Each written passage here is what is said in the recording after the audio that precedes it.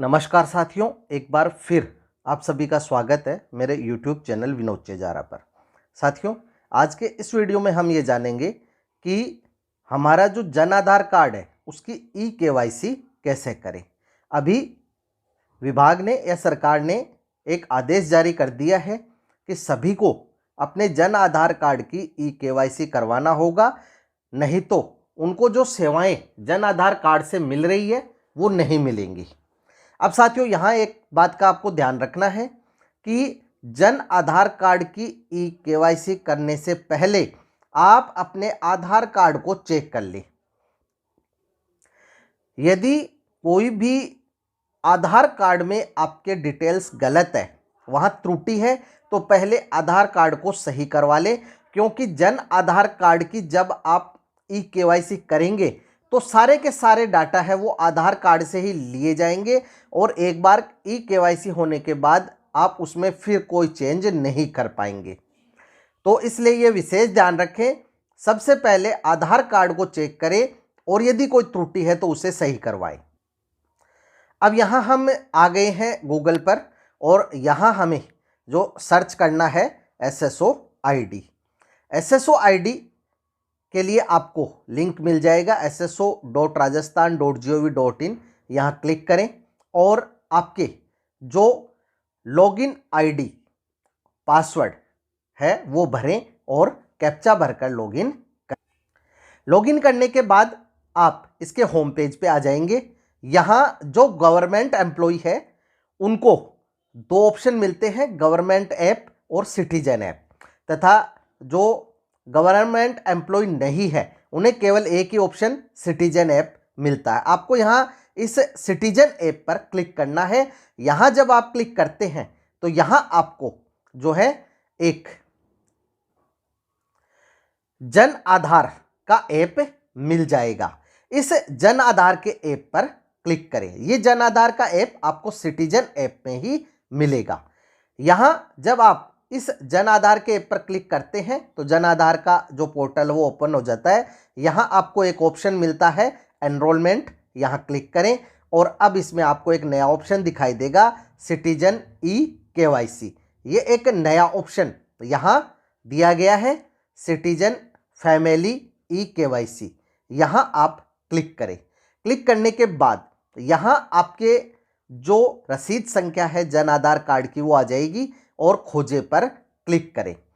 यहाँ आप को ये कार्य SSO ID से करना होगा, इसलिए SSO ID आपकी बनी हुई होनी चाहिए। यदि नहीं बनी हुई है तो आप SSO ID बनवा कर सकते हैं या बनाकर कर सकते हैं, या फिर आप ई मित्र से करवा सकते हैं। यहाँ आप ओके करें और यहाँ OTP से जो है आधार वेरीफाई करें। तो जो भी मोबाइल नंबर है उस पर टिक मार्क करके ई-केवाईसी आधार करें तो आपके पास एक OTP आएगा और OTP भरकर आप जो है इसमें आगे की प्रोसेस कर पाएंगे। अब यहाँ आपको टिक मार्क लगाना है और नीचे OTP भेजे पर क्लिक करना है तो आपके पास जो OTP है वो आ जाएगा। जब OTP आ जाता है तो यहाँ भरें और नीचे OTP मान्य करें पर क्लिक करें। तो अब आपके सामने ये ई-केवाईसी का पेज आ जाता है। यहाँ आपको कुछ इंपॉर्टेंट बातें बताई गई है कि 5 वर्ष से छोटे सदस्यों का आधार और केवाईसी अनिवार्य नहीं है।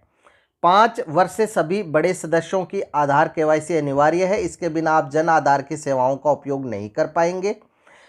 आधार केवाईसी के उपरांत जन आधार की व्यक्तिगत पहचान संख्या को केवाईसी किए गए आधार के साथ सत्यापन के पश्चात हमेशा के लिए लिंक कर दिया जाएगा, जिसे भविष्य में बदला नहीं जा सकेगा। कृपया सदस्य के साथ सही आधार संख्या ही लिंक करें। यानी कि जन आधार में जो आधार जुड़ा हुआ है वो भी आप अच्छी तरह चेक कर लें। केवाईसी करने से पूर्व सारी सूचनाएं जांच लें। आधार केवाईसी के उपरांत फोटो, नाम, लिंग, जन्म तिथि को आधार में उपलब्ध सूचनाओं से जन आधार में अपडेट कर दिया जाएगा, जिसे सत्यापन के पश्चात पुनः जन आधार कार्ड में अपडेट नहीं किया जाएगा। यानी कि जो भी आपके आधार में फोटो, नाम, लिंग, जन्म तिथि है, वो सारी सूचनाएं जन आधार में आ जाएंगी। यहाँ आपको ई-केवाईसी कंप्लीटेड ऑप्शन मिल रहा है। जैसे आप यहाँ कंप्लीट करेंगे, नाम इधर आते जाएंगे और मेंबर यदि 5 वर्ष से कम है तो वो इधर आपको शो होंगे। यहाँ आप देख रहे हैं कि जो फैमिली मेंबर है उनके नाम और आधार नंबर आ रहे हैं। अब यहाँ आपको ई-केवाईसी में गो टू ई-केवाईसी जो ऑप्शन दिया गया है इस पर क्लिक करना है। दर्ज की गई आधार संख्या के साथ जोड़ दी जाएगी। यदि इनके दस्तावेज अपलोड नहीं किए गए हैं तो अपलोड डॉक्यूमेंट मेन्यू से अपलोड कर लें, अन्यथा यह अद्यतन सत्यापन में रिजेक्ट हो सकता है। तो क्या आप सबमिट करना चाहते हैं, इसे ओके कर दें। तो यहाँ अब आपको जो है वापस OTP से जो है यहाँ ई-केवाईसी आधार की करनी है। तो यहाँ क्लिक करें और OTP है वो भरें। यहाँ OTP भेजे पर क्लिक करें और इसके बाद OTP मान्य करें पर क्लिक करें। तो यहाँ OTP मान्य हो जाएगा तो यहाँ ई-केवाईसी हो जाएगी और आप देखेंगे ये नाम ई-केवाईसी कंप्लीटेड में आ गया है और यहाँ टिक मार्क भी आ गया है। इसी प्रकार आपको अन्य जो सदस्य हैं उनका भी जो ई-केवाईसी है वो करना है OTP से। तो यहाँ हमने दूसरे सदस्यों को भी जो ई-केवाईसी है वो कर दी है। इसी प्रकार आप सभी सदस्यों की जो ई-केवाईसी है वो कर दें। तो यहाँ सदस्यों जो ई-केवाईसी पेंडिंग थी वो सभी सदस्यों की ई-केवाईसी अब कंप्लीटेड हो चुकी है। और यहाँ सबसे नीचे ऑप्शन दिया है कंप्लीट ई-केवाईसी प्रोसेस। तो यहाँ लिखा आया है ई-केवाईसी जो है सक्सेसफुली कंप्लीटेड, ओके। और यहां अब हम वापस बाहर आ गए हैं। तो यदि अब हम दोबारा जो फैमिली ई-केवाईसी ऑप्शन पे क्लिक करते हैं और खोजे पे क्लिक करते हैं तो यहां लिखा हुआ आ जाता है कि इस परिवार के सभी सदस्यों की आधार ई-केवाईसी पूर्ण हो चुकी है। तो साथियों, इस तरह से आप घर बैठे अपने मोबाइल से ई-केवाईसी कर सकते हैं।